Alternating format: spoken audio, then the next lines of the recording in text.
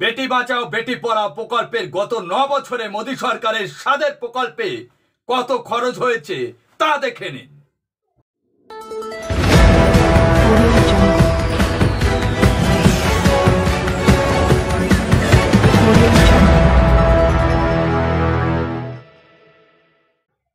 সবাইকে শুভেচ্ছা ও ভালোবাসা জানিয়ে আমি আফতাব হালদার আজ শুরু করছি দেশের খবর।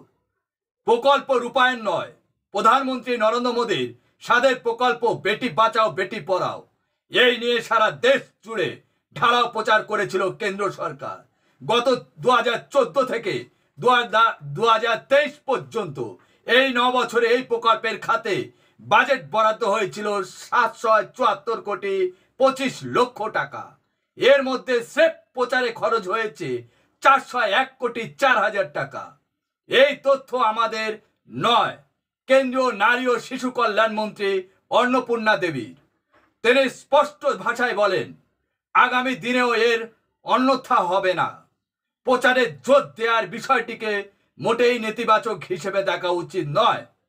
বেটি বাঁচাও বেটি পড়াও এবার এই প্রকল্প 10 বছরে পা দিল। সেই উপলক্ষে ওই মন্ত্রক থেকে আয়োজন করা হয়েছিল সাংবাদিক সম্মেলন। সেখানেই বর্তমান পরিস্থিতির প্রশ্ন উত্তরে অন্নপূর্ণা দেবী জানান, প্রচারে জোর দেওয়ার জন্য এই পরিকল্পনা। কেন্দ্রীয় মন্ত্রী অন্নপূর্ণা দেবী বলেন, 2014 থেকে 15 সাল বর্ষে প্রতি 1000 পুরুষে মহিলার জন্মের হার ছিল 918 জন, আর 2023 থেকে 24 সালে অর্থবর্ষে তা হয়েছে 930 জন। বালিকাদের স্কুলে ভর্তির হারও বেড়েছে। ইউপিএর আমলে শেষ দিকে তা ছিল 75.5%। 2021 থেকে 22-এর অর্থবর্ষে সেই হার বেড়ে 79.4% দাঁড়িয়েছে। তাই বেটি পড়াও বেটি বাঁচাও প্রকল্পের প্রচারে জোর দিয়ে কেন্দ্র সরকার কোনো অন্যায় করেনি বলে বোঝাতে চেয়েছেন কেন্দ্রীয় মন্ত্রী অন্নপূর্ণা দেবী। মোদী সরকার এখন বেটি বাঁচাও বেটি পড়াও কর্মসূচিকে সম্বল নামে একটি প্রকল্পের অধীনে নিয়ে এসেছে। এর মধ্যে রয়েছে নারী আদালত, ওয়ান স্টপ সেন্টার, মহিলা police volunteer, women help line মতন কর্মসূচি। গতবার বাজেটে সম্বলের জন্য বরাদ্দ হয়েছিল 629 কোটি টাকা, কিন্তু পরবর্তী বাজেটে তা কমিয়ে 422 কোটি 36 লক্ষ টাকা করা হয়। আগামী 2025 থেকে 2026 অর্থবর্ষে ফের বরাদ্দ হচ্ছে 629 কোটি টাকা। কিন্তু কেন 206 কোটি টাকা কমিয়ে দেওয়া হয়েছে, প্রশ্ন তো আমারই।